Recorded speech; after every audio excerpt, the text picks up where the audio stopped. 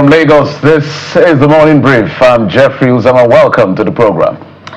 I'm Bukola Koka. We're up bright and early. We're live for you here in Lagos, the nation's commercial capital. Welcome to your perfect morning starter. We made it, guys. January the 29th. Just one more day till January is over. Good morning. I'm Kayode Okikulu. 2 more days, actually. No. January is 31 days, isn't it? Sorry. 30 days. No, you have to sing that song. 30 days at September, April, June, and What November. are you still counting down to? So 2 days to go. Oh, God. I feel like one more day. Nice 2 days. You just make some people looking at themselves. What's going on here? I don't know what you're still counting down to because January has 100 days. January is folding up already. January has 100 days. 100 days? It feels like 100 days. Well, kids, January has 31 days, okay? But it feels like, particularly for daddy and mommy, having paid school fees, rent, having done I get December. You're counting the balance. You get it. It usually feels like 100 days. That's why I said a day, but apparently 2 days to go in January. So, guys, what are you tracking this morning? I've been lazy reading a lot of political stuff. I don't know what's going on. It's just like sometimes they go to sleep and then they suddenly wake up. There's been a lot of back and forth. I saw a letter credited to Yakubu Dogara. I had to check his page. I haven't seen it, but taking a swipe at Bala Muhammad. But I don't want to go to details since I didn't see it on his page. But it looks like the political fireworks is pretty starting quite early. 2025 is here, so a lot of people are looking. Also, Atiku's statement at that Strengthening Democracy event that the APC has also responded to. So we're just watching. This is why I raise all of these issues. Also, issue what former Governor of Kaduna State also said, Nasser El-Rufai, that he has gotten a reply as well from Felix Moka, the APC spokesperson. Don't get into their murky waters or get into their fight. Just take the merit and the merit of what they are saying. If you watch politicians, this is what politicians do. A lot of rhetorics at the end of the day. What we are looking for is leaders that have the interest of the people at heart. What concerns Nigerians right now is how life can be better. Rice, which is a major staple, is so expensive, and a lot of people are really worried about where we're going as a country. People are getting tired of the promises of a better tomorrow. I think the government should wake up and wake up pretty fast. I can't just agree with Bukola, help but agree with Bukola on this one, that the president is also lucky. I think one of the things the president should be doing is quarterly thank yous to Nigerians about their patience, because I don't know how many people will be patient with him as far as this country is concerned. Bukola, Well, some people are counting the diminishing balances as January folds up and bills have been paid, evidently, for good reason. But some people are also counting something good. Ministry of Interior, for instance, has turned in 6 billion naira in revenue generated for the year 2024. And some of those monies came in from expatriate quota, from, marriage licenses, from citizenship applications. And that is quite telling as far as, the imagination can stretch in bringing in some revenue for the economy. When we consider that customs surpassed their target, but on the back of the economy that was struggling and is still struggling last year, which saw importation nosedive, last year. But when you look at that space, it speaks to the potential of other ministries, to shore up revenue for the country without it necessarily impacting on the economy. And it goes to show that if expatriate quota can bring in that amount, then indeed the Nigerian government must make the economy thrive such that that space can be more viable, to bring in more revenue for the economy. Kadi, Jeffrey, I don't know how you guys are weighing in on the story. 6 billion naira is quite a sum. I think what caught my attention is the marriage, bits. Like, wow, marriage is a revenue earner, apparently. Even the government is getting the largesse, or from the largesse, certainly. So a good way to go, absolutely. I know there was that back and forth about who is the most performing minister. But what I'm actually tracking this morning is, I don't know what to call it. Is it a battle for the soul of AI or the battle for the money of AI? DeepSeek versus OpenAI, by extension, NVIDIA, and all of that conversation. Who's able to do it cheaper? Is it OpenAI, ChatGPT, or DeepSeek? Or is this all just, some sort of setup, to draw attention to the Chinese AI company? A lot of back and forth, really. The debate is ongoing. There are a lot of controversies and conspiracy theories as well. But what is particularly disturbing for me is where we are in all of this conversation. Really, Trump has said for America it is a wake-up call. China, of course, is very silent, just doing a lot of movement. Some other countries are on the fringes, but I wonder, where is Nigeria in all of this? We boast of a lot of talent, human capital, particularly in the tech space. I'll tell you this for sure. There are lots of techies in Nigeria that are in high demand across the world. Portugal, I mean, countries that you're like, come on, I thought you people had your own talents. No, they're coming to Nigeria to get these talents. So if we can just maybe wake up, if we haven't already, and say, let us also leapfrog with this opportunity. That is my major concern. It's a war pricing policy here. NVIDIA perhaps takes the big hits, almost 600 billion lost in 1 year. And because it looks like it might even be more. Yeah, they close produce to 1 all trillion. these chips. So they say America innovates, Europe regulates, China replicates, and duplicates. And Africa what? Africa will just watch and use. We consume. That We've always been on the Africa consumes. We just sit down, watch, and consume. I'm sure with technology, I hope this is just an expectation that with what I see happen in places like Kiaba, Lagos, and other places, even Uyo, and what I see happening in Kenya and some other places, I hope that in the nearest future we're going to have a seat on the table. And I agree with someone who said that if you don't have power and wealth, you're not on the table. And we'll continue to tell our leaders. That's why we can use this fancy word of partnership. There is no such thing as partnership. There is no such thing. We're just putting ourselves as charity cases. I'm sorry. We may be a sovereignty as a nation, big continent, but how much of that? The GDP of California, for instance, competes with the GDP of the entire Africa as a continent. So let's get that power game right in terms of wealth, in terms of capacity. So whatever we have to do, and the question Kayode asked is quite apt. And we've been asking it silently. Thank God you put it front up. Because everybody can come and boast about, oh, how Africa is this, how Nigeria is this. When it comes to what matters, where are we on that table? We're really not on any major table, you know. So, and that's why leaders always go cap in hand, begging for investment, always marketing Nigeria, always marketing the continent as viable for investment. But, the investors, those who have the dollars, to bring in, they're not deceived. They know exactly what is happening back home. And how much of those investments that we have reportedly been able to, bring in terms of paper, how much has it translated into real-time infrastructure back home here?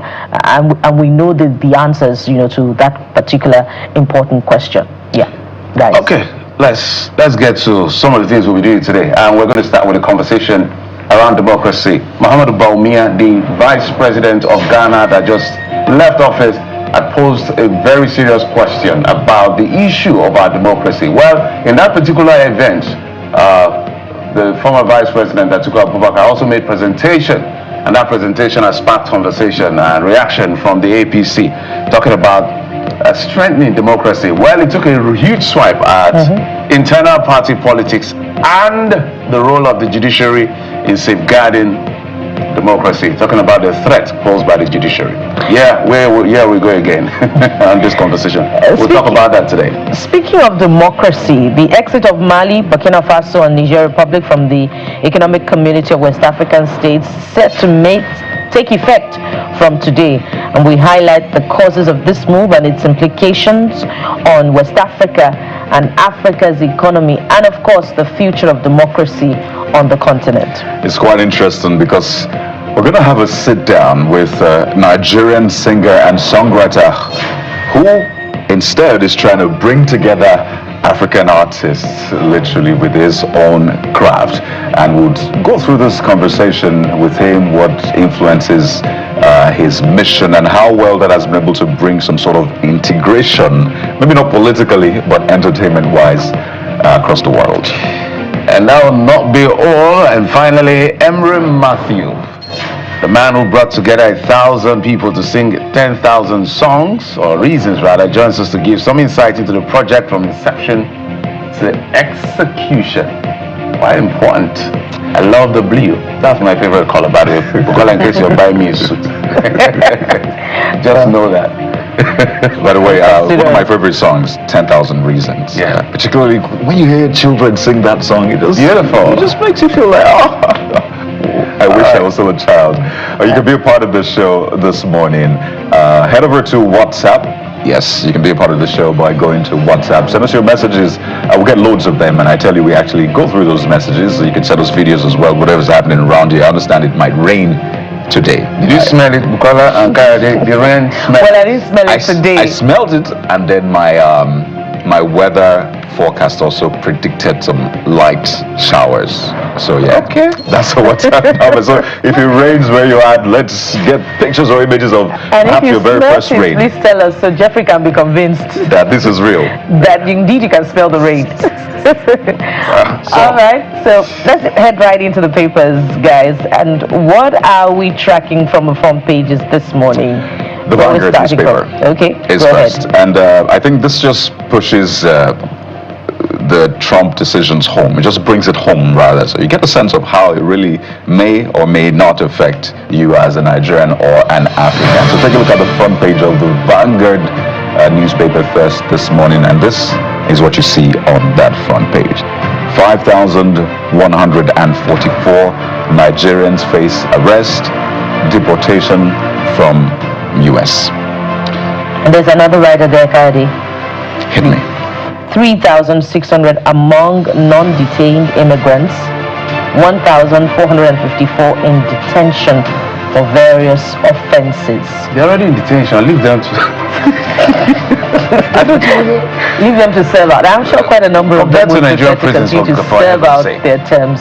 Nigerian correctional In US facilities. prisons. We are correcting now. We're not imprisoning, it's just a correction.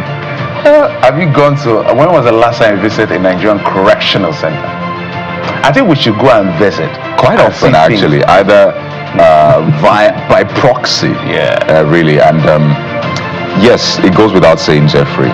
Most people might choose a correctional facility outside the Well, you eat country 3 square meals over one in the with gym and country. exercise. Just Where, like I hope that has been corrected now, but from last year's budget defense of presentations, there was that argument or quizzing of correctional of center officials about why the dogs should be fed with more allowance than the inmates themselves, and that was quite telling. A lot of these facilities, one, are dilapidated. A lot of them were constructed decades ago, even before, during the colonial era, and that's the same facilities they're using. So clearly, it speaks to, I think, I know the correctional center, by extension, the Interior Ministry will say we need more funding, but I think it just speaks to a general value for human life. And we should do that check, Jeff. It reminds me of that promise by the Minister of Interior that there will be a partnership with the private sector to ensure that those who have been awaiting trial for quite a number of years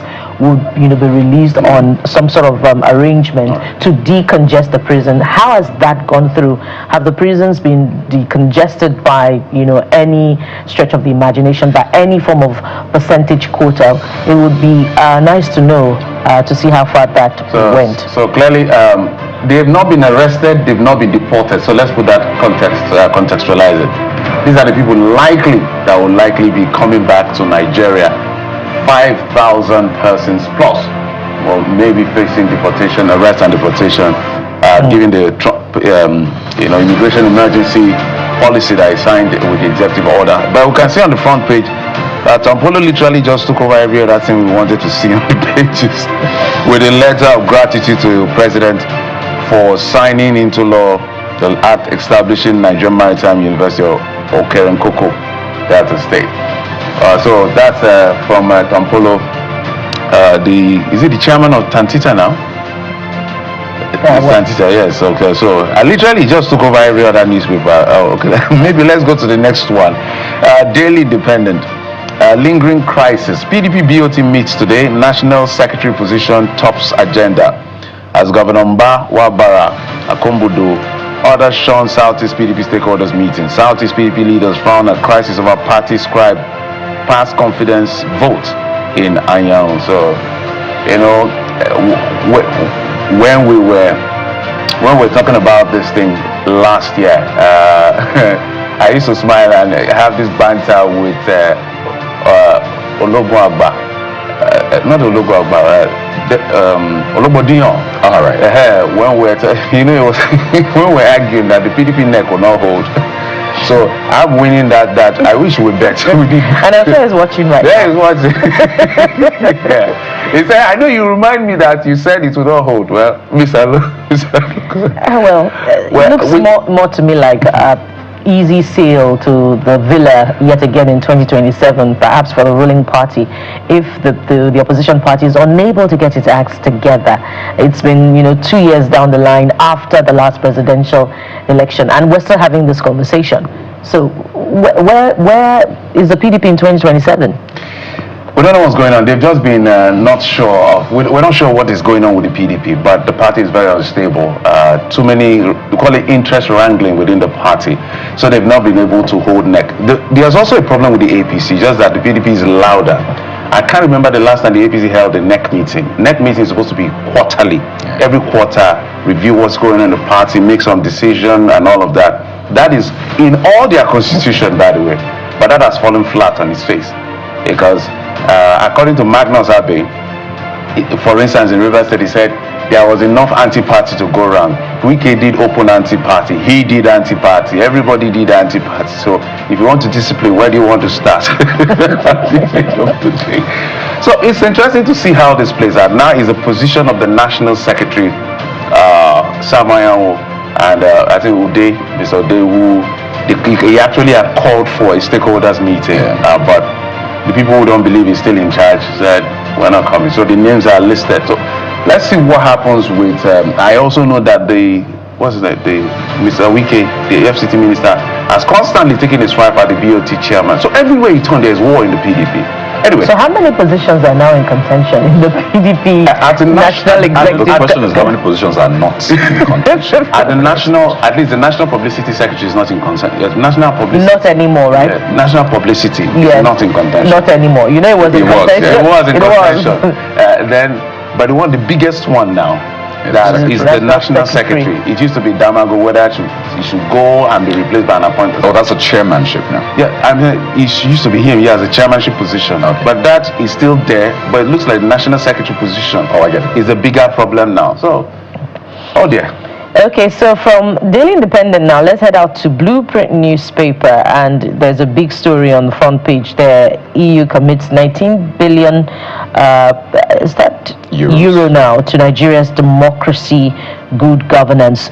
We won't meddle in your internal politics, McNaught assures. INEC doesn't receive direct funding from donors. Those are the riders. What does this mean for, EU ECOWAS relations, particularly in the light of the exit today of Mali, Niger, and Burkina Faso?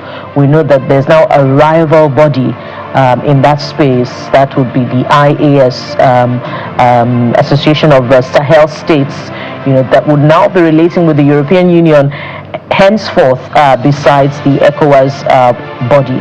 So those are a lot of dimensions, and of course we're going to be delving into that conversation much later on today. AES, right. Absolutely. But big one, certainly. Some will tell you that they exited since last year. That is just the ECOWAS law that says they have a year. But they have been celebrating. In fact, they are celebrating a year since their exit. Right. So that the citizens there. They're already doing anniversary. Anniversary already. You see them wearing branded T-shirts with EA. You know what? Let's move on to the next. Another story, right on that front page, Kadi, we're talking about the Trump policies coming home earlier on, and here's another one right at the top there, left-hand corner of Blueprint. Trump halts HIV treatment funding for Nigeria, others. How many more policies will impact negatively on relations with the U.S. during this Trump administration? Let me tell you what can solve that problem. If China increases their money to say $300 million, Trump will change his mind. Trump's anger from his statement is the fact that we can't be 300 and something million, and China is over $1 billion, and you say you're developing economy. We'll put out $500 million for global health, and you put out less than 50 million. It's unfair. And now I am sure that even if you want to kill Donald Trump, he's not going to change his mind with the issue of DeepSeek challenging their infrastructure. China is quietly taking over. So And Trump there is are a not lot of taking it. implications to this policy beyond what we see. He mentions China and literally everything. So China bring more money to save the WHO. That's as simple as it I is. really wish that we can see the positives in all of this, because I think this is a good one for developing countries or so-called poor countries. I really don't like that term, but the data is there to realize that, hey, nobody is coming to save you. Apparently. In fact, nobody was saving you before in that sense. Let's be honest. But I'm not going to go into all of that this morning, but I think this is a good one for the so-called developing or poor nations. If they choose to see it that way. Yes. Clarity. This Nigeria is next. And this Nigeria focuses on, Forex. And you see, CBN vows to deal swiftly with FX code violators. What is this about? Let's see the explainers. Reveals how ways and means financing plunged economy into inflation, currency depreciation. Banks CEOs sign statement of commitment, and external reserves up hits $40.68 billion. So those are the big explainers. But I want you to pay attention to that picture. If you can see a little bit of it, you can see their head. You see President Tinubu and former Vice President Yemi Osinbajo. They met in Tanzania yesterday. By the way, an agreement was signed by the African leaders. You may not have seen that, but it's about energy. So all the African heads of state and government signed that agreement yesterday in Tanzania about energy, making energy accessible, and all of that. 300 million Africans. There you go. So they always say 300, that is the sign. So that's the front page of this Nigeria. Quite an insignificant. Well, it's a number though. We're about 1.2, 1.3. So what percentage is that? Maybe less than 30? For those who don't have access to power. So I think it's not bad, at least for those who do not have access to power. I hope we'll not be back to remind them of this agreement that has been signed a year down the line, and be talking about figures of people who have still not accessed power supply, because Nigeria is signatory to many agreements, be it legislative instruments, but the realities back home are different. We also see there some down, of course, the FX issue, the government saying, talking about unethical code. Okay, quite you read that, but the ways and means issues, has been back and forth. Under Emefiele, it's almost like they didn't have a choice, spending money that we didn't have. So it was only natural to go and be printing money, and that has cost us a lot. But also, if you see somewhere down the line, I wish we could show it completely. Electoral process has improved since 2023 election, says INEC chairman. Well, of course, off-cycle election, off-season elections is always not too much of a challenge, but we've seen markers that we can complain about. We're saying that whatever INEC has to do to improve elections before 2027 is important, because the embarrassment they made us face in 2023 cannot be tolerated anymore. That will not be accepted. It can never happen. It should never happen. That presidential election just spoiled literally everything that everybody has been working for. I do not know whether Professor Yakubu and what's his name, Festus Okoye, were not led rightly when they were touting real time, and Nigeria got caught up in the real-time web. And all of us were here doing verdicts. We're waiting for real time. For almost a whole day, we didn't see results, and you came out to say it was a glitch. Because this is what I think, Kayode. If we're seeing those results in real time, and it still came out the way it came out at the end of the day, nobody's going to be arguing with anybody. Everybody will say, oh, maybe this person mobilized better than the other person. Right. But that election, even for the winning party, the party that won, they should even be angry, because whatever had happened, whether they won or they didn't win, everybody feels something happened because of that quote-unquote glitch. INEC should not make that happen again. It can never happen. Besides that should never happen again.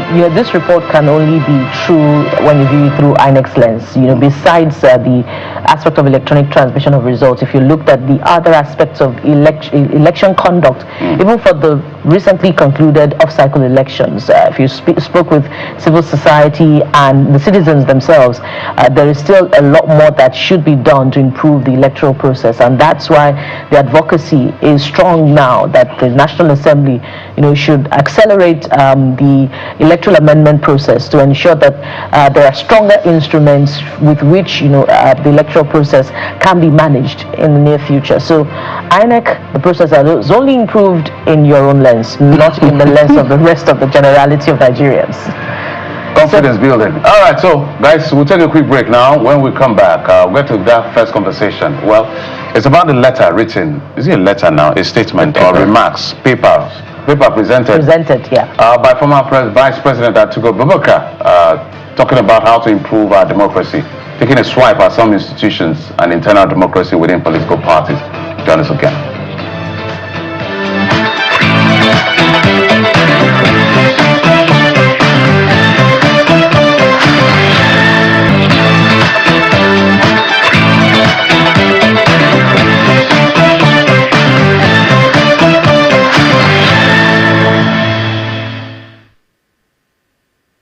Welcome back. Let's talk about how we can strengthen democracy in Nigeria and in Africa. So, context.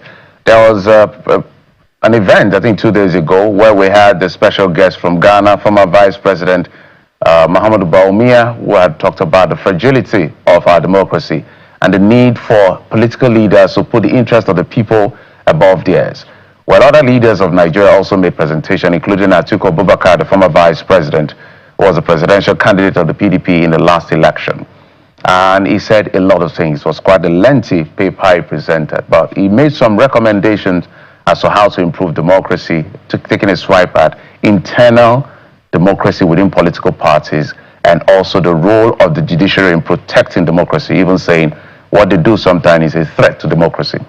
Let's bring in to help us with this conversation the Executive Director, Civil Society Legislative Advocacy Center, CISLAC, joining us from our Abuja studio, Mr. Awara Rafsanjani. Mr. Rafsanjani, thank you so much for coming on the program. Thank you very much, and good morning, Nigerians. Mr. Rafsanjani, I'm sure you have listened to a couple of the remarks being made.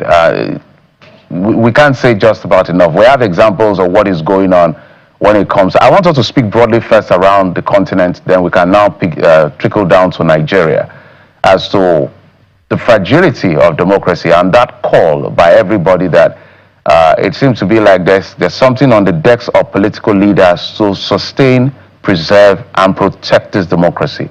Are you seeing any commitment from these leaders in any shape or form? Thank you very much. Indeed, there's a huge threat of democracy in the region, particularly in West Africa, where we are witnessing democratic backsliding as a result of reckless and irresponsible behavior orchestrated by some politicians in the region. This is because they are the greatest beneficiary of democracy, but as it is now, they are the one destroying democracy by actually undermining democratic tenets. And this is a big problem. When you are using state institutions to undermine democracy, it definitely has a bigger implication. As we are now in many countries in West Africa, politicians have decided to undermine democracy. First, by ensuring that they introduce impunity, they introduce use of money, they've also introduced and in fact gave a very bad name to politics, which is about impunity, killings of people, attack, and more importantly, what they do to undermine democracy is corruption in the electoral process. When you are presenting democracy as a platform for liars, for deception, for completely doing negative against what a patriotic leader should do, you are sending a bad signal to the extent that many young people in West Africa, the only thing they understand about democracy and the politicians is about how to capture states, So it is about state capture. It is about using the opportunity they have to capture the state for personal interest. This includes hijacking state institutions in favor of their own way of doing things. So you will see that they destroy everything that has to do with sanity and sanctity, and they are sending a terrible impression to the younger generation that the only way you can do something is to be involved in political rascality, political corruption, is to involve yourself in impunity, is to involve yourself as the only way to succeed is to do the opposite of being good and undermine the value system of even democracy itself. So when you have such situation, you will have absence of good governance, you will have absence of security and protection of the citizens, you will have governance being for the highest bidder, and public service completely distorted, merit completely undermined, and the effectiveness of the institutions completely undermined and bastardized, as we have seen in many states of Africa or West Africa. And to worsen the matter, this is actually being seen and being promoted in Nigeria, where people keep on giving excuses that it is a young democracy. Young democracy does not mean that you should ignore the democratic tenet. You should ignore responsible behavior. You should be lying. You should be involved in destructive of our institution, particularly the judiciary, and also even the political parties being for the highest bidder. This is not justification. There's no way people should be justifying that we are having a young democracy. We cannot continue with such kind of parties and then expect the citizens to still have hope and confidence in the system that has thrown them into serious chaos, serious insecurity, serious poverty, because all the politicians, in many instances, what they do is not really to pay attention to fixing the economy, to ensuring that democracy flourishes through development, through responsible behavior and leadership. And once this becomes the order, and the only thing you do is to democratize looting and stealing at various states of government, then that's a big challenge, and that's what we are facing. And there's no way you can expect the citizens to support such kind of system that exposes them into a huge socio-economic and political challenges. No peace, no social amenities, everything virtually collapsing. And the worst part of it is that you cannot get justice unless you can procure it, or even at the security level, you cannot go to any like for example police station and be able to be in the manner that you should. Perhaps, Mr. Rafsanjani, social justice can only, stem from what we see in the internal party level themselves. If, there's some form of justice, there's a semblance of legitimacy within internal party democracies in the country, and that is what is lacking. And I'm going to follow up on that, but Dr. Monday Ubani has since joined us. Dr. Monday Ubani is the principal partner, Ubani & Co., former chairman, Nigeria Bar Association, Ikeja, and second national vice president, NBA chairman, NBA Speedo, that's the section of public interest and development law. He joins us via Zoom from Abuja. Dr. Ubani, thank you so much for joining us. And there's so much to talk about as far as this subject matter is concerned, particularly when you consider the theme of that event where the former vice president spoke, and the theme, he was a panelist on the theme titled Party Politics and Political Integrity, the Role of Political Parties and Opposition in Democracy. But if you consider the role of the former vice president himself in what seems to be the crisis playing out in the PDP now, would you say that he holds that role as a custodian to speak to such matters as this, if he hasn't played a significant role in helping to clear the mess that the PDP currently finds itself in? And I'm talking about how he emerged as the presidential candidate of the party, and how that spiraled into a big crisis that saw the exit of the former national chairman, and indeed, the disaffection of the former governor of Rivers State and now FCT minister, which has seen him in some form of an aberration, being the current FCT minister in a ruling party that is other than, an opposition party, the ruling party now in this case, but he is from the PDP. So what are your thoughts on the former vice president's role in speaking to this, with one finger pointing at institutions, but 4 others pointing back at him based on the challenges of his own party? That is, thank you very much. That is a brilliant question. And I think that the day all of us will really, take a very hard look on ourselves, and the role we are playing concerning the development of Nigeria, and then probably put the blame where it's supposed to be appropriately, we may be able to find a solution to Nigerian multi problems, that is actually retarding our growth. I was also taken aback, and it's debatable where the former president, the vice president, in the course of that discussion, was blaming the judiciary entirely as posing the greatest threat to democracy. And there was no hard look, on the political happenings, within the political party, the desperation of politicians, and of course, some of the systemic problem, like issue of institution that is so weak, to really checkmate what goes on, that probably leads politicians to become so desperate in order to, win election at all costs, knowing fully well that when they come in, they have unhindered access to the treasury, and then do all manner of things in order to retard our growth. And so what we are saying is that, look, everyone must take a hard look at himself, and know what role that person has played towards Nigerian lack of development. The elites have played much more dangerous role in keeping Nigeria where we are. We have not been able to really advance, because of the interests of the elites, that have actually been, at variance with Nigerians' interest.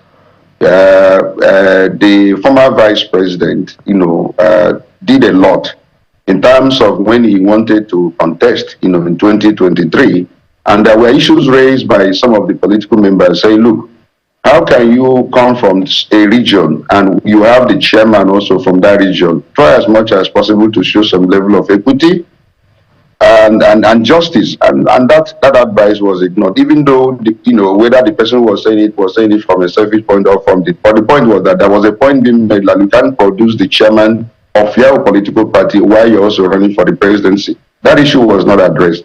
And of course, it has led to what has really scattered PDP as I speak. They are not playing the role as an opposition, and I don't know whether they can recover even to play that role, before 2027, because of the internal wrangling, and there seems no end at all to issue of the crisis that is actually bedeviling that political party. So Atiku cannot in any way absolve himself, with due respect, from all the crises that is actually. He was once a vice president also of this particular country, and the judiciary was blaming solely, really played a role, even in reversing some of the some injustices he suffered while he was vice president. The judiciary was there for him. I'm not saying that the judiciary has performed extremely well without any fault. There are issues, and those issues are fundamental. They are systemic, and we need to address all of them holistically rather than probably singling out only one institution to blame as being part of the problem, that is actually withholding our growth in Nigeria and all that. So my take is that everyone has played a role. It's a combination of many factors, including the executive, including the legislative, including the judiciary. There are issues with us, but there are more fundamental issues that is making Nigeria not to make progress in our democratic march, because those issues have not been addressed. And unless we address them, we cannot move forward as a nation. Well, in his defense, by the way, that paper was not presented by him. It was presented on his behalf.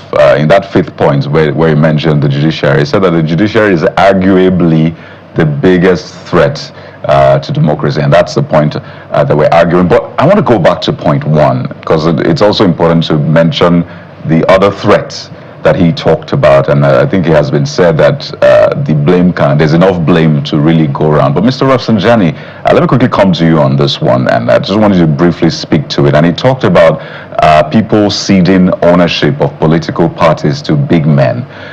So in essence, you have the biggest funders of political parties, in fact, the major funders of political parties, the governors or the big politicians. And for him, he says all this Atiku is rich, Obi is rich, Tinubu is rich, and that's the same person carrying the party must end. So again, the blame going around. But I think that the people take a large chunk in this one. He says that people, that's the masses, the average Nigerians, need to also put money, fund political parties, something you invest in such that you can have a say in it. Else, they will not have a say, and the parties will keep churning out the same kind of people results that we see them churning out. So do you think the people also should take a fair share of the blame, Mr. Rafsanjani? Thank you very much. If you cast back your mind in the Second Republic, for example, you know when you are a member of a political party, you ascribe to that party based on your conviction, the ideology, the programs that it presents, and you participate as a member with membership due, with the participation in the decision-making process, with also choice of whoever that is being taken. And there is a kind of a clear division of labor between a sitting president or a sitting governor with the party structure and leadership. Now, from 1999 to date, that unfortunately has been distorted. That has created the major reason why you see that it is the president at national level that decide whatever he wants, that the party leaders are more of like an extension for his, if you like, his, houseboys and housegirl. They don't have any role or power to point out the president or the governor who takes control of the party structure, who dictates and determine what happens. So he sack and fires anybody he likes within that party, and the governor, for example, decide and determine who becomes a senator, who becomes a House of Rep, who becomes local government chair, who becomes state assembly, who even becomes ambassador, or even appointment of certain, appointment within the quarter of, that state. So this is very dangerous because they come with money and they call them party leaders. And unfortunately, sadly, this started with Obasanjo when, he becomes the party leader. You are the president and you are the party leader, and if you are a governor, you are the party leader at the state, and then at local government. So that's destruction of the party functionality and the independence of the party, and the role that it's supposed to play to promote democracy happens sadly from 1999 when Obasanjo takes over as party leader. Now since then, the governors have actually expanded this control and dictatorship by completely alienating, effective party membership. So it is only when you have the opportunity to participate in the decision-making processes in the party affairs that you can contribute, that your decision can hold water. Other than that, whatever the governors, whatever the president wants is what will happen in that political party. And therefore, we have alienated political party members' participation and ownership. So the kind of political parties that you have are just owned by some few individuals, particularly governors and the president, because those are the people who determine what happens, not the membership of the political party members. That's a big threat to party participation. All right, Mr. Rafsanjani, let's take it back to Mr. Obani. Mr. Obani has begun to wind down on this particular conversation. I know this question has been asked over and over, but we'll not stop asking it until we get it right. Sometimes it's quite difficult to expect politicians not to be politicians, including being mischievous. It's part of the game. Institutions are the people we should focus on. How do we rebuild it and strengthen it so that no matter whatever shenanigans any other person does, institutions are there to check them? Yes, and that is where the judiciary comes in, because virtually all the countries that are, that have very strong institutions, one way or the other, the judicial arm of government, played a very role in, affirming their authority because the power you have is derived from law. And there must be an institution that acknowledges and affirms those powers that are granted to you, that you are very, very strong. Despite all the things that Trump did, while he was president, I mean, he would have had his way if the institutions in America were very, very strong. So it is important that institutions are allowed to work, but there is an arm of government that actually affirms that institution that is derived from legal framework. That is a legal framework that defines powers and responsibilities of any institution. So the moment the judiciary is bold enough to make a pronouncement, that this institution has this power, and that power is actually affirmed and then executed. Again, it's an issue of execution, because we also have issue of executing court judgment, which lies squarely with the judiciary, with the executive. So we must also empower the judiciary. Maybe another day we discuss about the issue of judiciary and independence and all the issue of autonomy and issue, or even executing his judgment when he gets that particular judgment. We should allow execution to be done by a different arm that is actually attached to the judiciary. Because when they make pronouncement, most time it's not obeyed and it's actually observing disobedience. So we must allow judiciary to make pronouncement, affirms institutional power that is guaranteed by law, and then execute it. That is the only way we begin to make our institutions to be very, very, very strong. But what we have in Nigeria is, powerful men and women and all that, and it's not healthy, for our growth. We must make sure that our institutions are very strong. The desperation of politicians when they come in and mess up the entire institution is what we should not allow to stand. But judiciary, as I said earlier, has a role to play in affirming and then executing. If we do that, then we can be able to strengthen our institution. That will be my take on that. All right. We must thank you both gentlemen for coming on the program.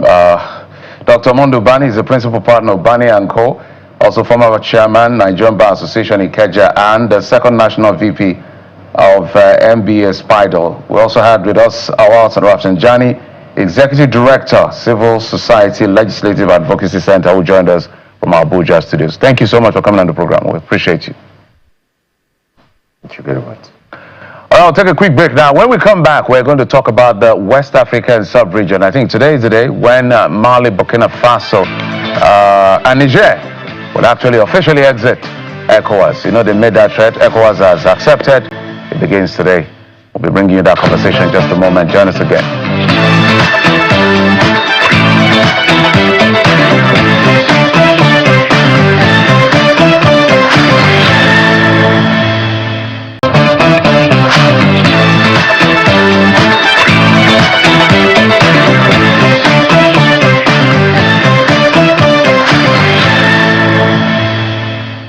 Well, today is D-Day.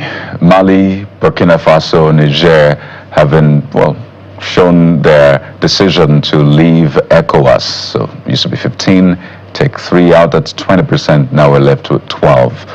What does the future hold for the sub-region, the West African sub-region, really?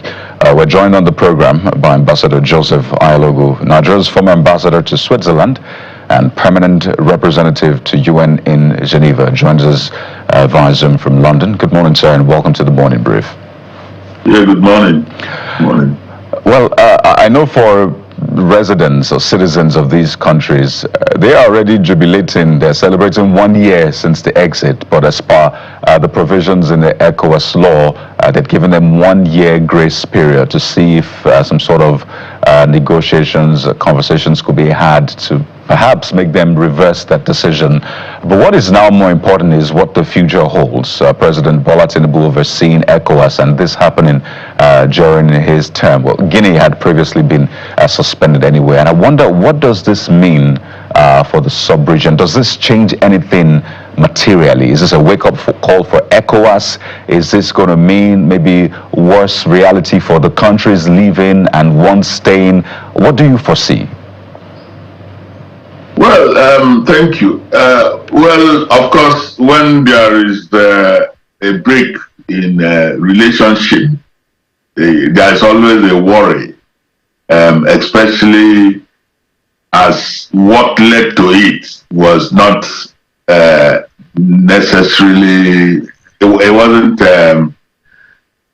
exactly a friendly breakup, I would say. There were pressures on the part of these two countries, and they felt that they weren't doing any good.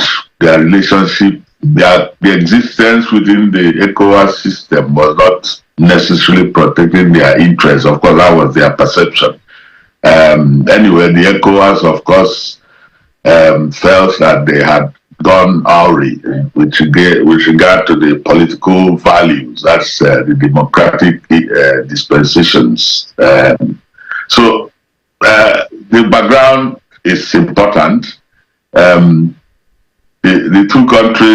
three countries feel that they have specific shared interests, shared values, especially with security, with their political status now, and so on. That they will look ahead, especially also with their relationship with their former colonial master, or rather, metropolitan country, that's France. These misgivings must underline what happens from now on, at least for some time, depending on, of course, how it's managed. The fact remains that these countries are still part of the sub-region. That you say you are living doesn't mean you of course, you cannot live physically. So all the things that determined the relationship in the past and why they all became part of ECOWAS are still there. There are still interactions, trade, cultural relationships with the rest of the ECOWAS. They are still there. So at the end of the day, it boils down to how it's all managed.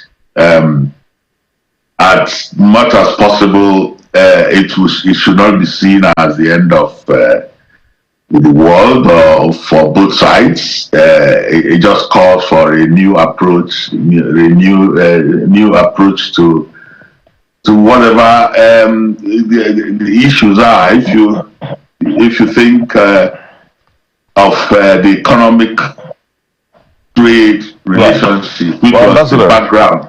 Yes. Truth is, these states, these countries jointly contribute just about 8%, less than 10% to the GDP of the ECOWAS sub-region in that sense. I know ECOWAS was meant to achieve a lot of things, lots of plans, not just trade, security, but the point they raised, and I think you talked about that, is that, well, ECOWAS has not been able to, at least their own perspective, help with the insurgency and terrorism that has displaced millions, and lots of people have died. So for them, they evaluated it and said, this is not working for us. Why should we keep carrying on as though it is working and deceiving ourselves? So they came up with the AES. So in that sense, would you say ECOWAS, do you agree with them or disagree with them? Has ECOWAS been effective, particularly for that pain point, insurgency and terrorism? Well, I don't agree with them fully. The point is, let's take the security issues. It's still an ongoing challenge. It wasn't because of a specific failure in the ECOWAS structure. Even they haven't left. There is no guarantee that they have found a solution to the security challenges. I believe that the security issue is what would have been would have addressed, all working together, because they are in a specific position, really, up there in the Sahel, especially where the security challenges are coming from, to really make a lot more input. That wasn't the real reason for their breaking out.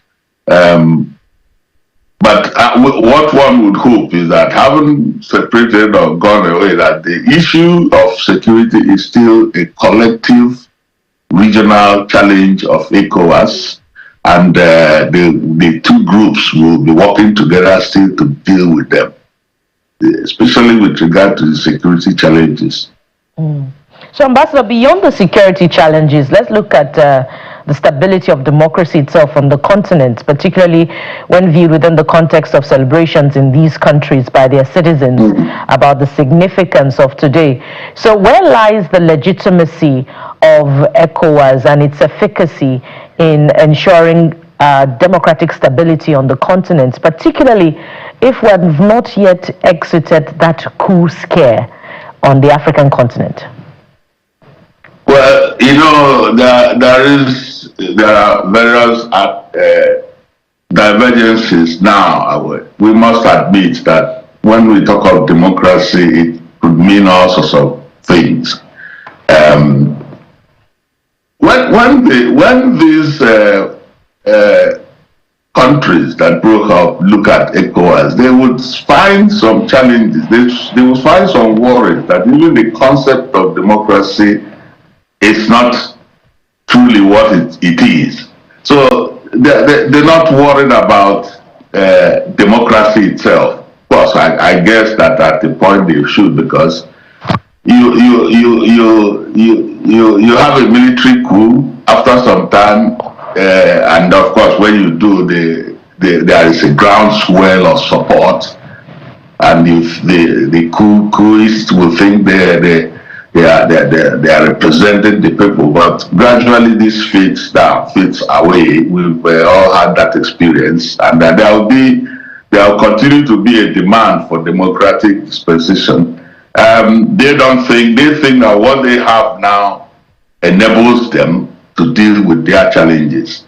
And of course, ECOWAS will need to go back to the drawing board and they take the issues of political reforms, democratic rules, and so on, a lot more seriously, so that they will be in a position to really demand democracy from other countries, especially the AES countries and so on. Ambassador, let me build on Bukola's question. Yeah. And if you were to give an exit note to Burkina Faso, to Mali, to Niger, what would be the content of that exit note? You've mentioned some things in passing.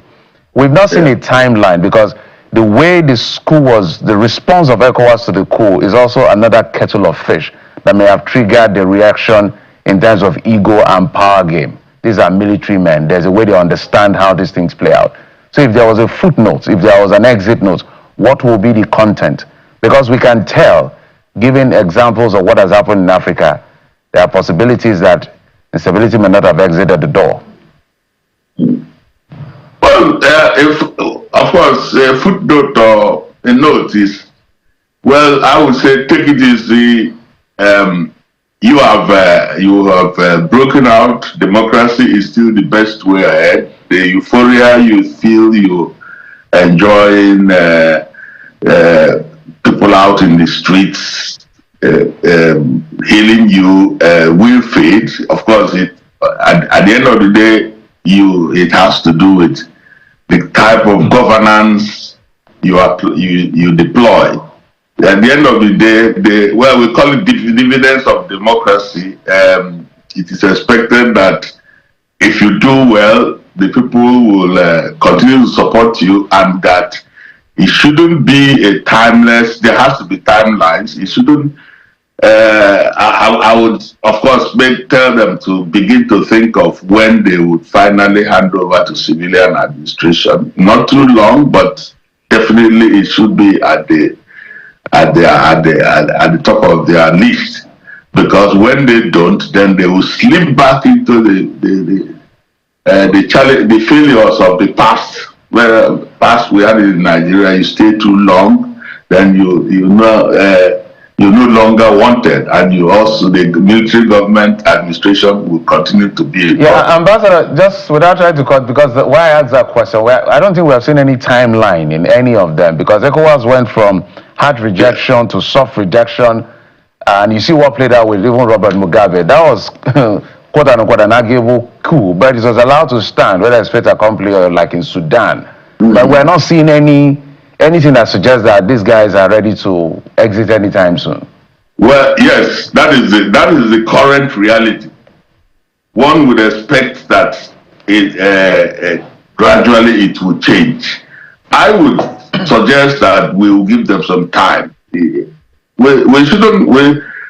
I don't think it's some solution that we will reach within 1 or 2 years.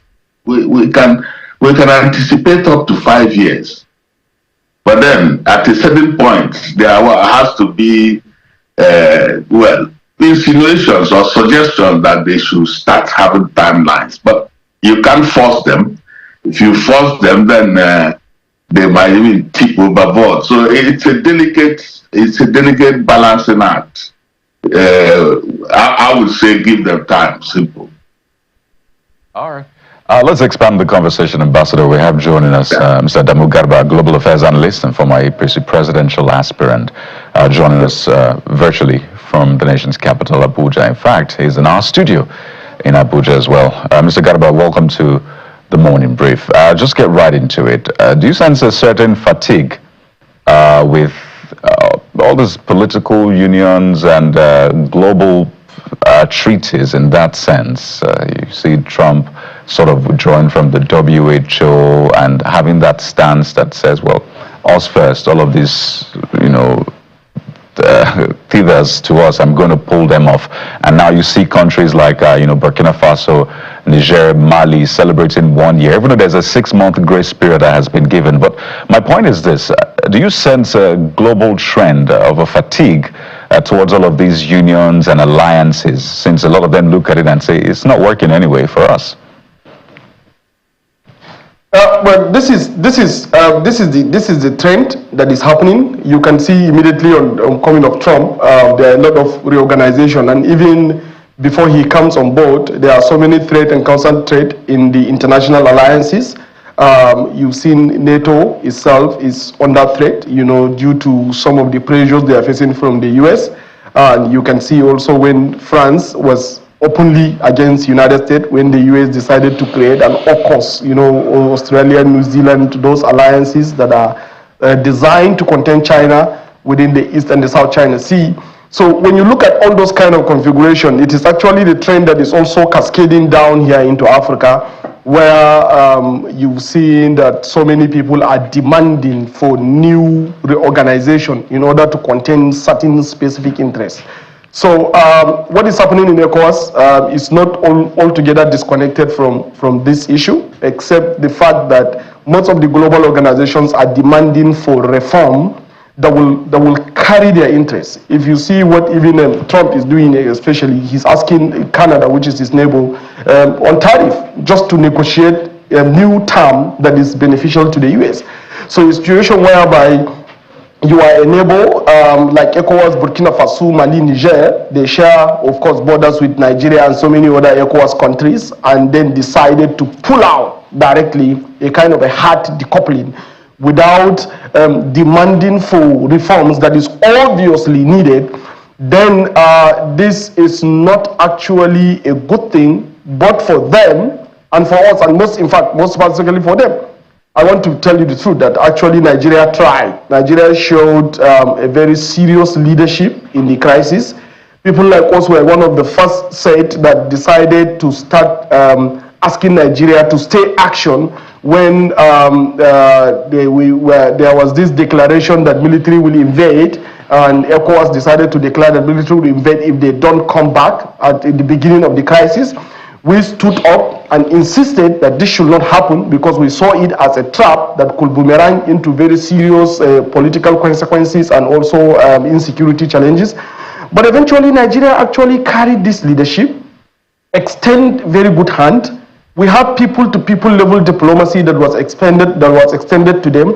We also have military-to-military level diplomacy. We have intelligence-to-intelligence level diplomacy. And so despite the propagandization that they have been anchoring from their own side, Nigeria kept quiet and still keep pushing through the diplomatic channel, because one of the biggest trouble you will have, a very sleepless problem, is to have a neighbor that is not happy with you, is to have a neighbor that is trying to erect a wall between you and him. So what they are actually doing is much more even injurious to their interests. And I think the action they are taking, this hard decoupling, is actually not the right thing to do in a very serious environment where tension is rife. Today we have about 35 conflicts happening in Africa. And most of these conflicts are as a result of this kind of internal wranglings and disagreement. To some degree, sometimes that doesn't make sense. That plays to the interests of the foreign powers that benefit from this. Almost all the major rivers in Africa, the River Nile, the River Congo, and the River Niger, all the countries around these areas are in crisis.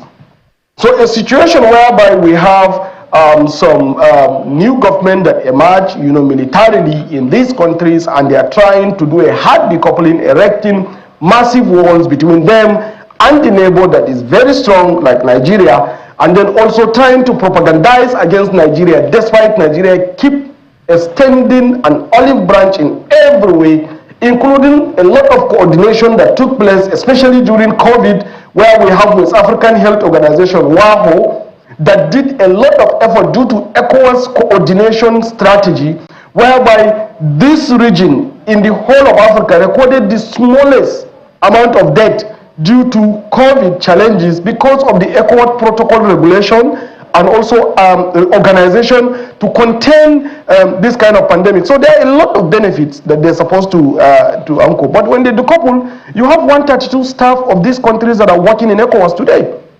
And these staffs earn up to $6 million per annum to their countries.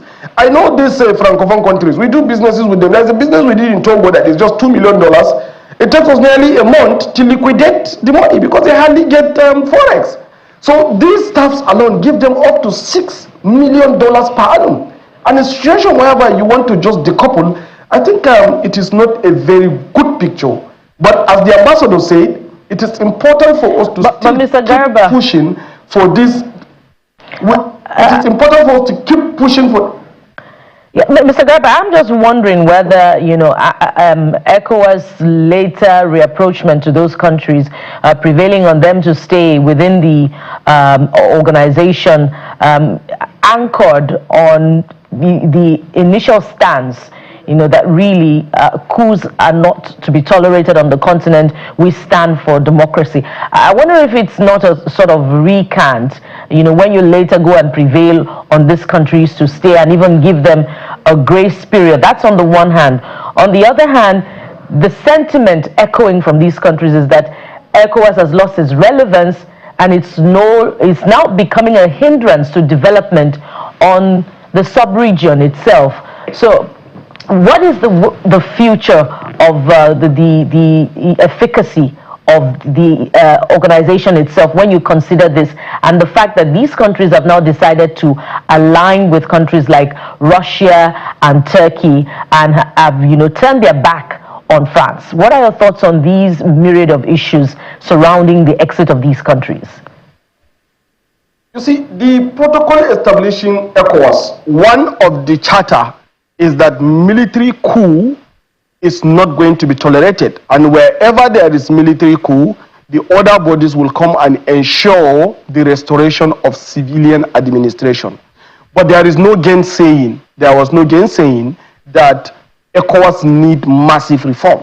Because if you look at its formation in 1975, it's a culmination of so many activities that happened in the Middle East regarding the energy crisis that took place, and as a fallout of the Yom Kippur War in 1973. So that is why most of these organizations are now reorganized, most often at the instance and the influence of the foreign powers. And that's why, countries like Nigeria were pushed to, and Togo to come together and form this ECOWAS in order to contain the international geopolitical realities at that time. So it has served its purpose effectively for those periods, but now there is desperate need for reform. And it is not a bad deal if ECOWAS can consider massive reform to contain this interest. Because if you look at what they are doing, they are pushing themselves based on ideological inclination about the rising geopolitical tension that is happening globally.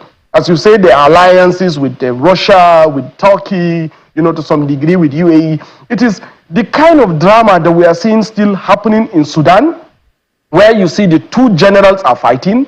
One part is fighting to protect the interests of Turkey and Qatari and Russia, while the other part is fighting to protect the interests of the Saudi and Egypt, all of them killing themselves while their resources is being exploited. It is the same issue we are seeing today in Democratic Republic of the Congo, where you have the M23 rebels supported by the American companies, while the current government in Kinshasa is supported by the Chinese. And it's not disconnected with the fact that immediately you see the crisis is rising very high, you see the DeepSeek and OpenAI are in competition, because most of the resources that come to power these AI machines are actually extracted from the Democratic Republic of the Congo. And now, if ECOWAS continue to take a hardline stand, especially both the two sides, both the AES and the ECOWAS began to pull a hardline stand, the River Niger belt will also see the kind of consequences that is happening in Sudan and in Democratic Republic of the Congo at the expense of the life of the citizens of these countries, while the foreign powers continue to exploit. Well, so what we should do is to accept reform, because in history, certainly, that picture you paint, we're totally out of time, but I think that's a great place to anchor, Mr. Garba. We don't want a situation where it's now 3 against 12 and the whole sub-region is in turmoil. We have to thank you so much. We've been speaking with global affairs analyst, former APC presidential aspirant, Mr. Adamu Garba. I like the way you drew some of the inferences into other regions as well as a global scale. I'd like to thank you so much, Ambassador Joseph Ailogu, Nigeria's former ambassador to Switzerland and permanent representative to UN in Geneva. Thank you for always giving us your insights. Thank you. We'll take a moment now. A lot of conversations happening around the world, but what's going on with the stock market? There's a lot of other issues we're going to be taking a look at on the show this morning, so stay with us.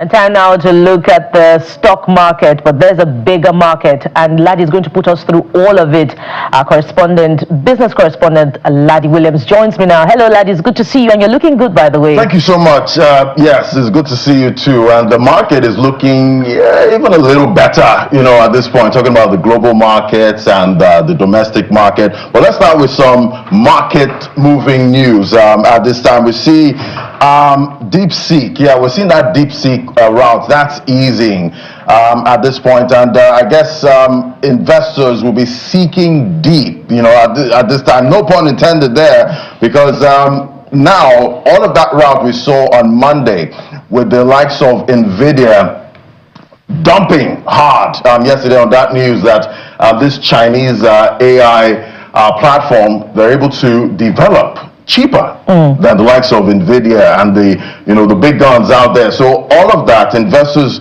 reacted immediately, and some would say investors maybe overreacted, on Monday with the sell-offs we saw with NVIDIA having the largest single-day loss for its market cap on that day. So we're seeing all of that ease right now. Chinese stocks getting back up. We're seeing tech stocks in the US also, easing at this time. Then, big news, we're seeing Microsoft there, Microsoft's OpenAI, and they're investigating DeepSeek to see if they used any of their products without permission.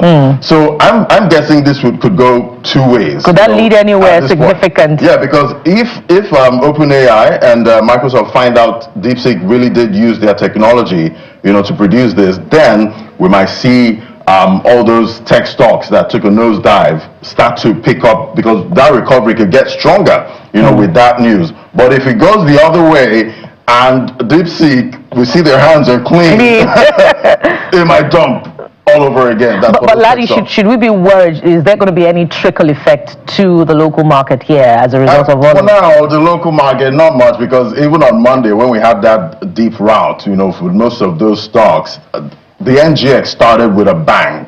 That's on that Monday, over 1% gain, but that has pulled back, yesterday.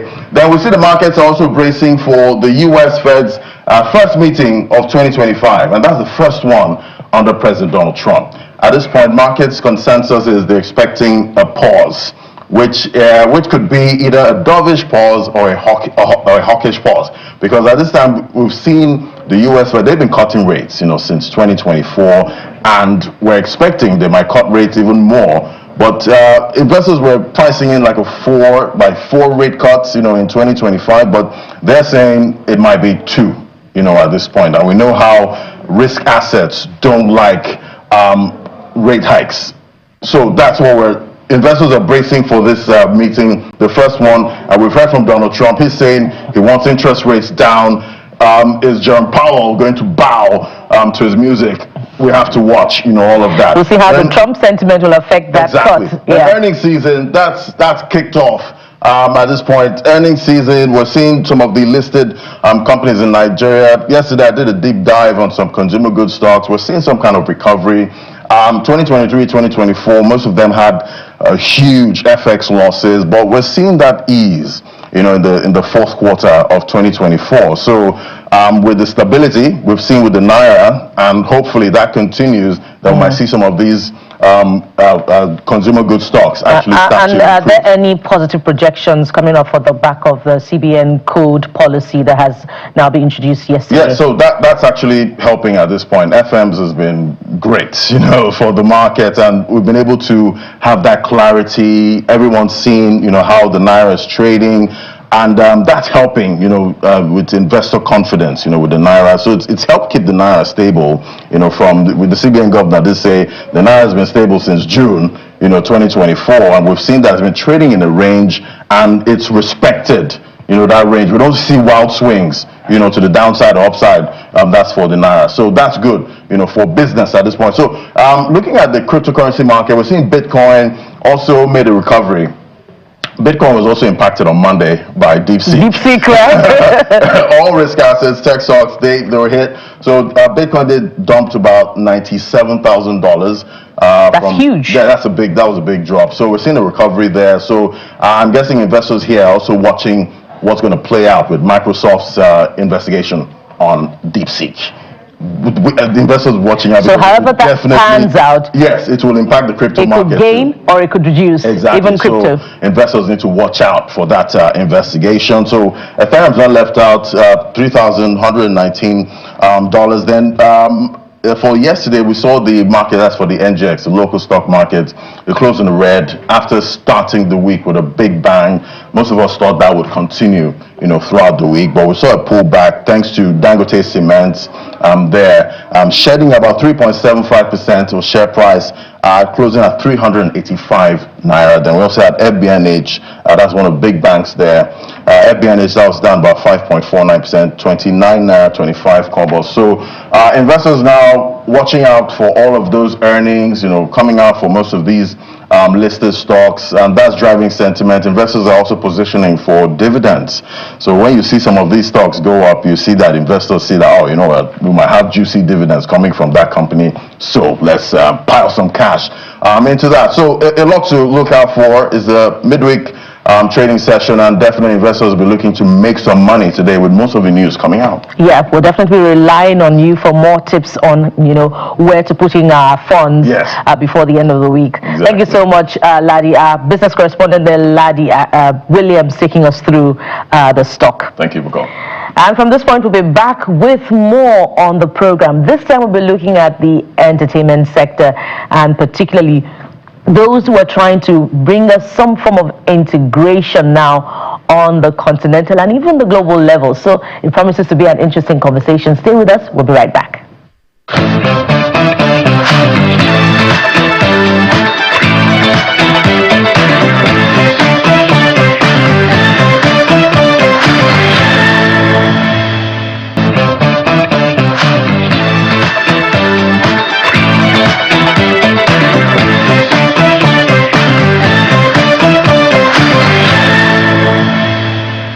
1,000 singers under one roof doing one song.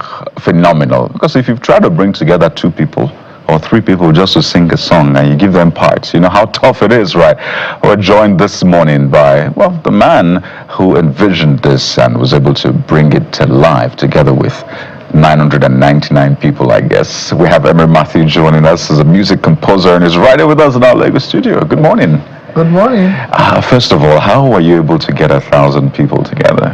Well, I did have an incredible team. Apart from my personal effort, I had a team of people handling PR and reaching out to the singers as well. So the people we brought on first, they loved the idea and they invited other people they knew. So was it 1,000 and you, or 999 and you? I'm sorry, I just had to get that out of my head. It's 1,000 and me. So it's not 1,000, what 1,001?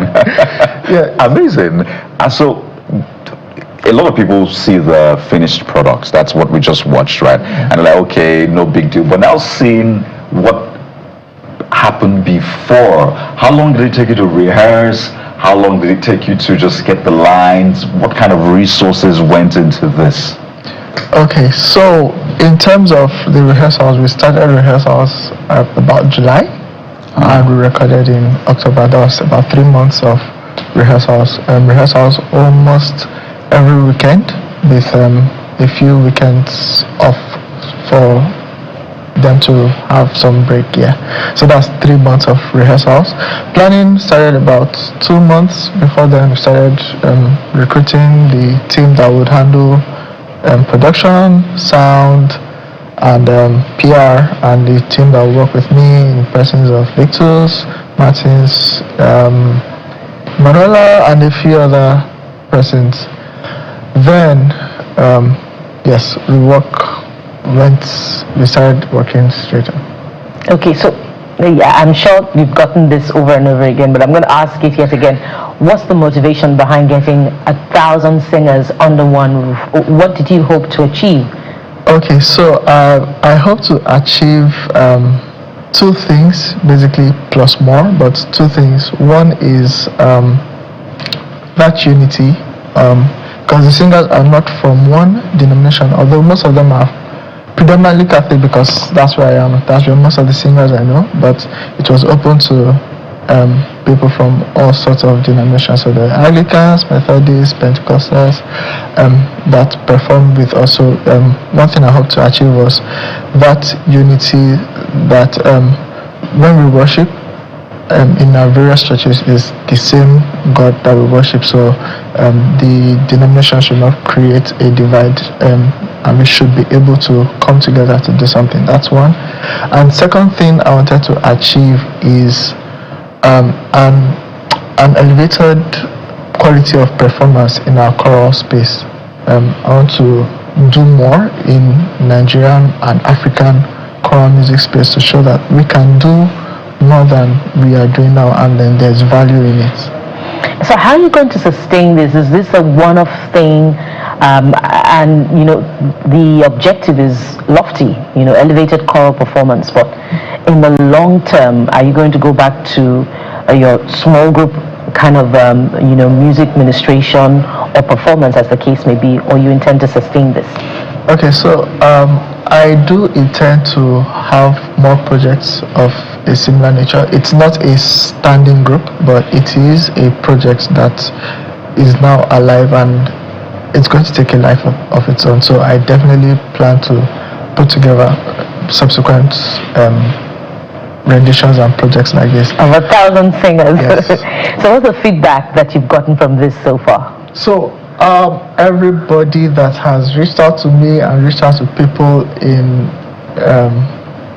that were involved in the project, they are always like, wow, beautiful. It's some would say I brought tears to their eyes, and I just bless God and I thank God that it has been a huge success and it has touched so many people. Beautiful. I see that everyone's wearing a blue or shade of blue. Did you have to provide that? I'm looking at the budget now. What did it look like? Okay, I would not give specific figures, but of course it's run in millions, and that's thanks to a lot of our donors and sponsors and supporters. I'm super grateful to them. They came through. It was not a small budget. Certainly, I can see that, and I must say that it also brings together people from different ethnicities, of course, different political beliefs, and it speaks to the power of unity, what we can do together. I think it's something we say a lot, but seeing 1,000 people singing, I didn't hear anybody go off key. I don't know if you did post-production. So it's beautiful to see that people can come together and still achieve one purpose, right? So maybe next time do 10,000. Because the title of the song is what? 10,000 reasons. Right. So maybe the song you now sing is 100,000 since you had... That was brilliant. But would you want to maybe expand this to 10,000 people? By the grace of God, if possible, I would have 20,000 if I can. I don't know how you're going to achieve that, but did you audition all of these people? And what's the eligibility criteria, by the way, if I may ask? Should you be able to sing very well, or should you just have a passable voice? Okay, so for this project, I don't know if it goes with the same for subsequent projects, but for this project, we did not audition them because we sort of had trust in the circle of singers that we were reaching out to. So you just need to have a passable voice and a little bit of experience with some sort of singing group, especially, and we would train you. I.e., Bukola can be a part. Of course, you two can be a part. Oh wow, that was straight bullet. Okay. Maybe eventually you would help us see how you coordinate. Maybe we'll do a sample of that song as we wind down on the conversation on the show. But speak to us also about what kind of opportunities are in this space. I don't know what value people give to live gospel choral performance and how viable it is as well. You know, a lot of times we see things that are religious gospel and say, it's not for profit, you don't charge. And for the people who are people like you, the musicians, the singers, they need to pay bills, right? I don't know if it's you go to the market and say, well, I belong to gospel choir, so don't charge me. You have, so how lucrative is it? How sustainable is it for people like you and others? Do you get money? Do you make money, good money from it?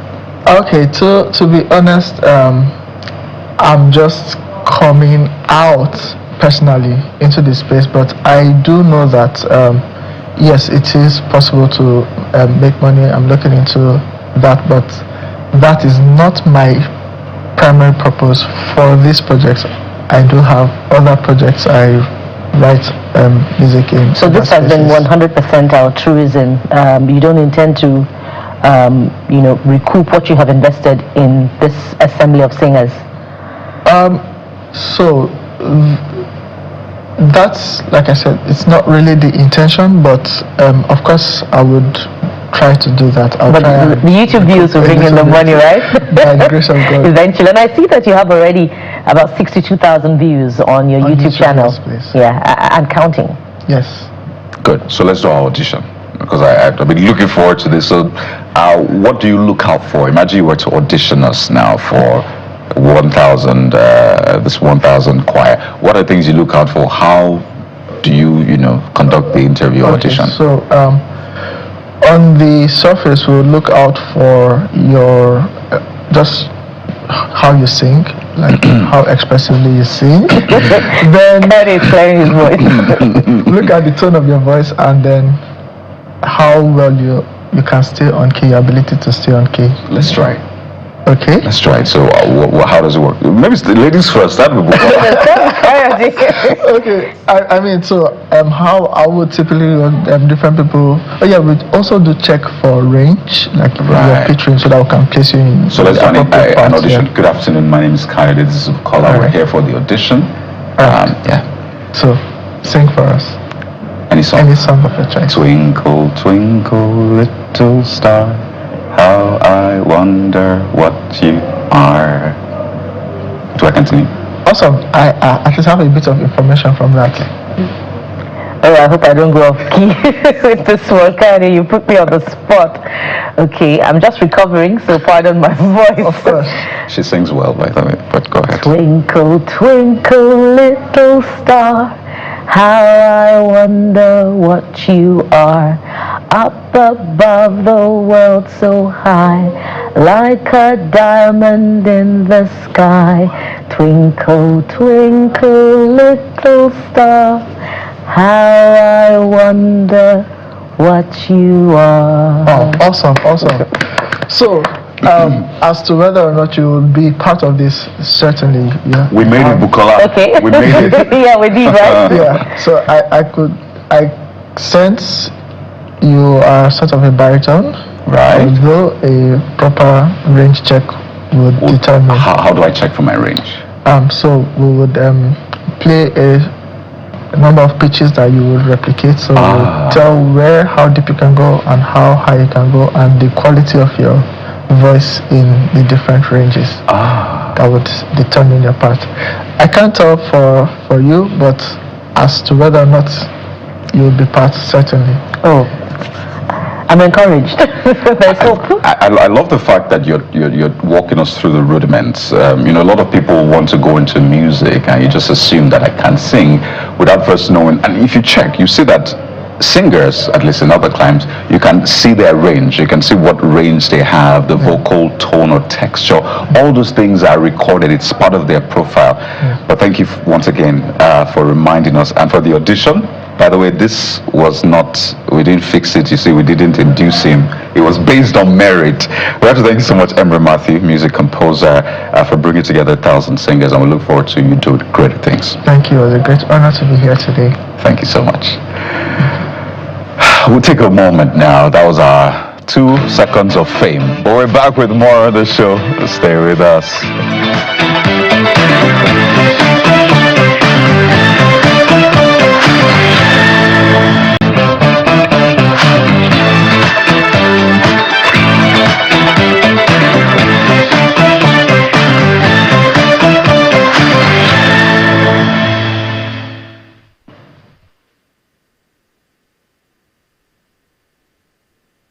We're not done with music. Let's talk to another musician all the way from Dakar in Senegal, Mr. Samuel Aniekan, but is known by the name BJ Sam. Let's talk about uniting the world through music.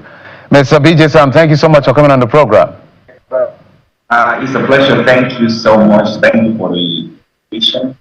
I should have said Mr. Samuel Aniekan or BJ Sam, so that I will stick to that. Okay. Okay, stick to BJ Sam then. So let's walk through some of the things you're doing with trying to unite the world through music. You're a singer-songwriter. You've achieved some level of global recognition for your unique ability to unite people through music. Music is a unifier. I think that's not to be debated, because sometimes you hear sounds, you don't know what they are saying, but it just drags you in. So tell us why you chose this medium and how far you've gone in terms of reaching out to people. Okay, thank you so much once again for this invitation. I'm much obliged. And music is one of the things that unifies people. It's particularly unifies people across people. As you've seen, I just saw a 1,000 Voice project that is so beautiful. I must commend that. I started something like that. You find really different choirs, different choirs from different churches together.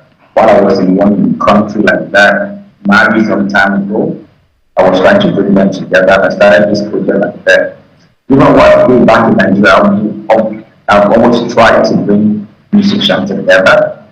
And finally, during the pandemic, I started consulting with artists who has made global impact, and from their different domains in their different countries and continents, I tried to unify them together, because as at that time, 2019, people couldn't go for tours, people couldn't go for concerts, and this was a good opportunity for all of us to come together and create music that would play all over the world at the same time.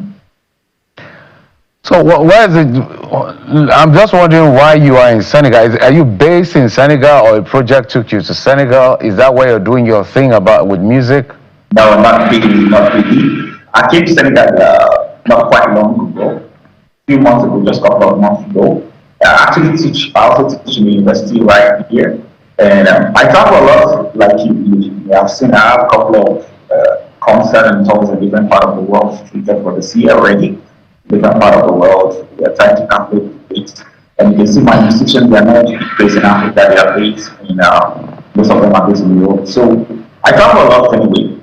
I travel a lot anyways. I'm not just based in I see that you collaborated with almost 100 or so musicians in working on different projects as a songwriter, singer-songwriter. Tell us about what those experiences are, and if you could actually posit it in terms of continental relations, what is the difference between some of the sounds and the artistry you're seeing on the continent compared to other parts of the world?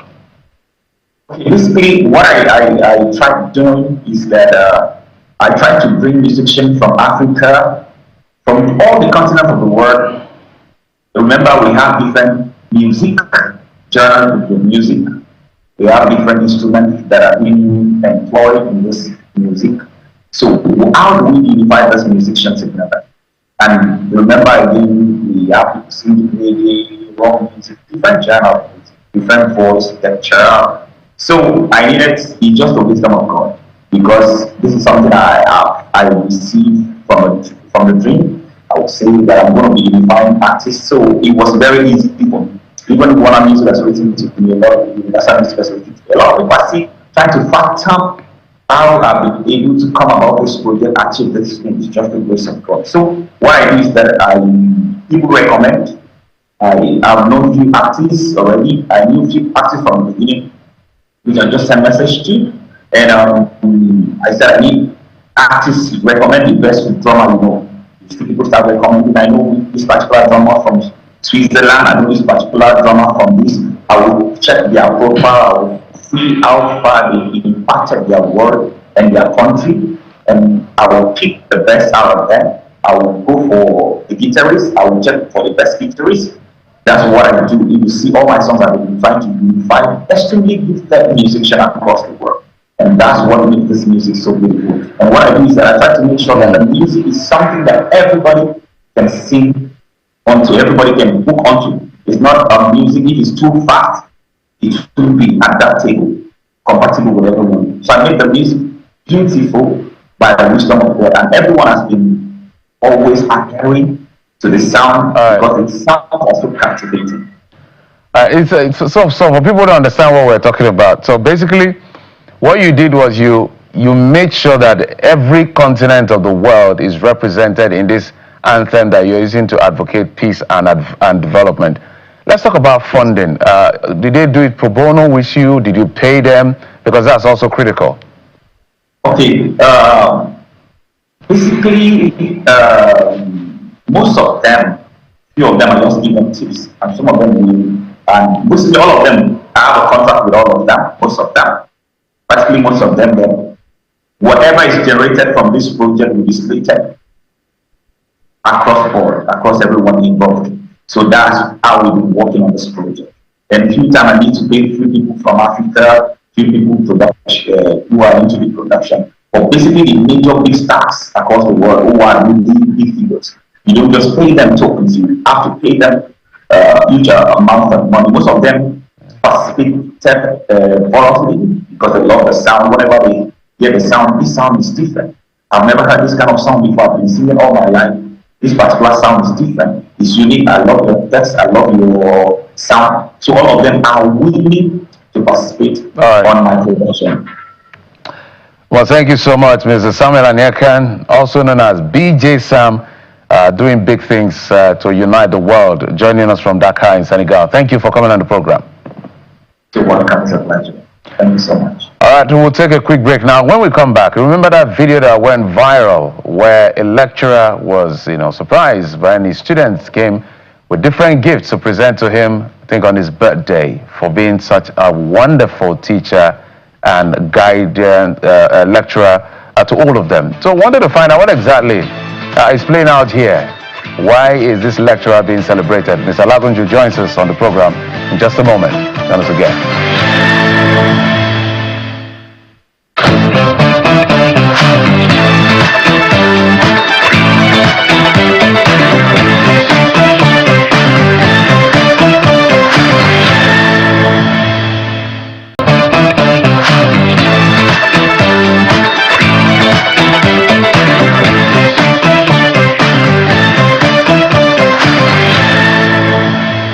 We're taking this moment to celebrate a lecturer from Obafemi Awolowo University, OU, You may have seen his video trend last week where his students gave him gifts, all sorts of gifts, from small things to, the very thoughtful things. I would just thought to spotlight the amazing person of Dr.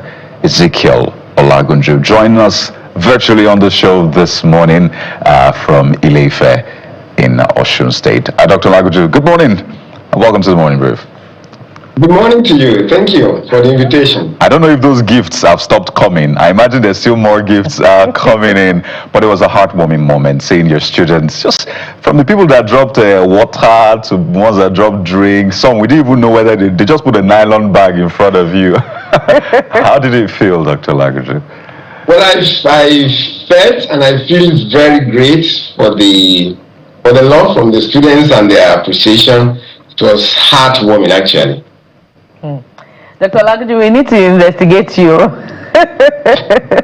So what exactly have you done to warm your way into the hearts of your students? Because this is not the norm in Nigerian universities. Either you are knocking on the lecturer's door, what happened to my results? Or they missed a course or something and they're trying to catch up. So how have you warmed your way into the hearts of that number of students?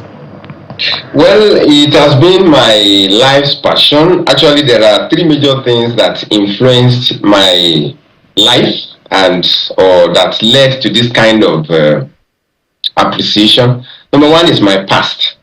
Academically, I schooled in a village, and it was not easy for me to really come up very fast.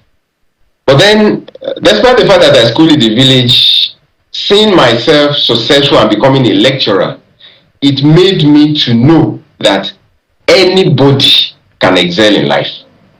That if I can excel, because it's even a very funny story that when I first wrote WAHEC, I had pass just in Yoruba language. Every other thing, F9. So it was so disturbing. So when I got home, I showed my sister and my parents, this is terrible. And I was so sorrowful.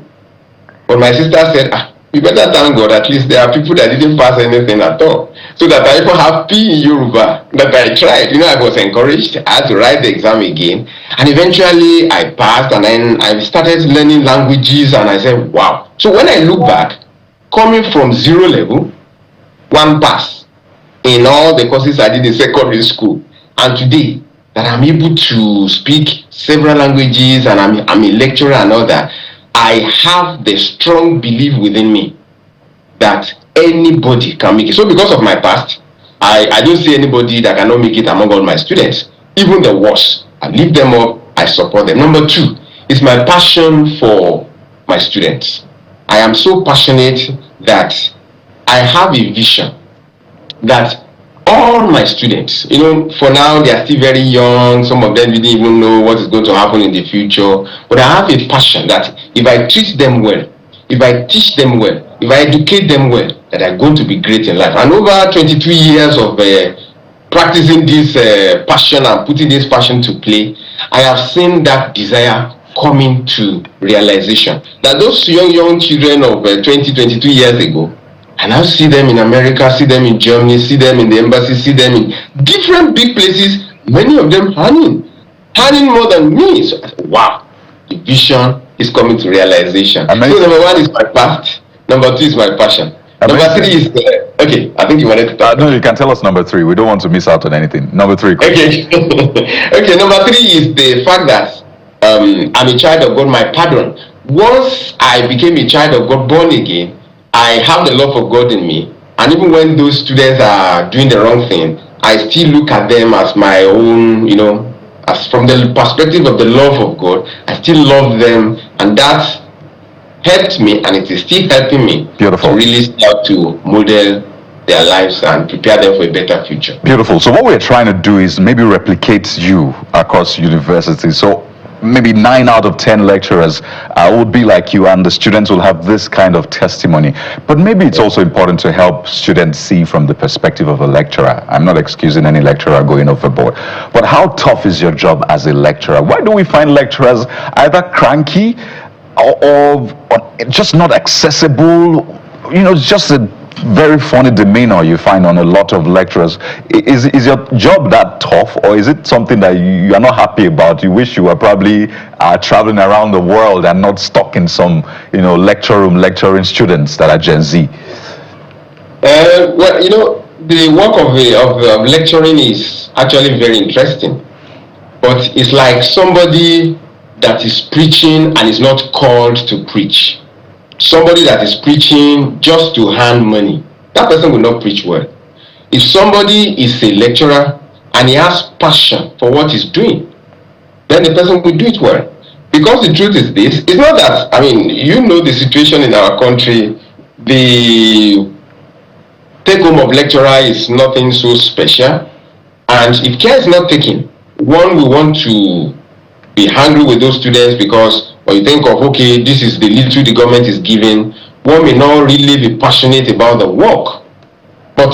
And all lecturers are not the same, but the truth is, the work itself, if you are called to do it, and you have passion for those children, and you see them as your own children, then one will give it all it takes to make them somebody in life. But to be sincere with you, we need to appeal to the government to do more to appreciate the people that are lecturers, that are mentoring the lives of these young ones, because usually if somebody is in the university lecturing, he has access to lives. Absolutely. And if that person is not well remunerated, there is a great danger, because there will be a lot of things that will happen eventually if the lecturers are not well remunerated. So it's also very important that the government thinks about that. Thank you for that point. I know that this is certainly not over. We look forward to great things coming out of from your story and other schools across the country.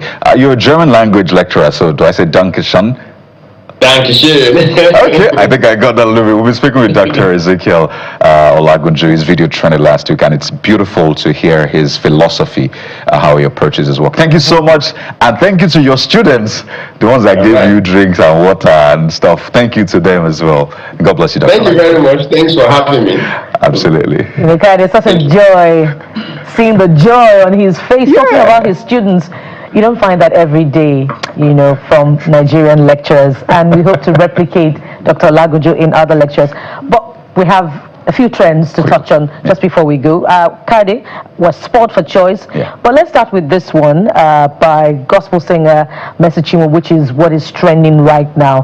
That video that she released early on yesterday, in which she talked about her own side to the story in the continuing dispute between her and her former manager, EZT. And this is it. You billed me and threatened my life. You took me to court, in this case. Bullied rather, and took me to court and came online to tell the public that I took you to court. What did I do to you? Gospel singer Mercy Chinwo addresses her former manager. And Ajibola is the first user this morning who is saying, I just feel sometimes some things that just felt left unsaid. People will always believe whatever they choose to believe. Well, we wonder where this will all end and how it will all pan out. But thank you, Ajibola, for your comments on this particular one. Kari, you have the next one. Oh, yes. This next user, let's see. Yeah, that's Chim, says, whatever the outcome may be, I love Mercy Chinwo, and God always be for you. Well, I don't know how much time we have anyway, but there's a lot of talk about this. Coincidentally, I know both of them. That's why it's difficult to comment on this.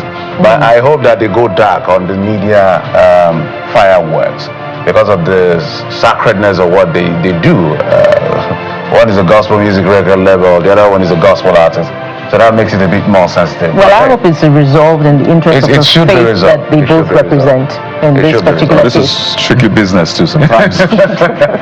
So that's it on the program. Thank you so much for your time as always and company. I'm Jeffrey Uzama. Bye-bye. We'll be back again tomorrow. I'm Bukola Toka. And I'm Kaido Kikilu. Sunrise Daily is next.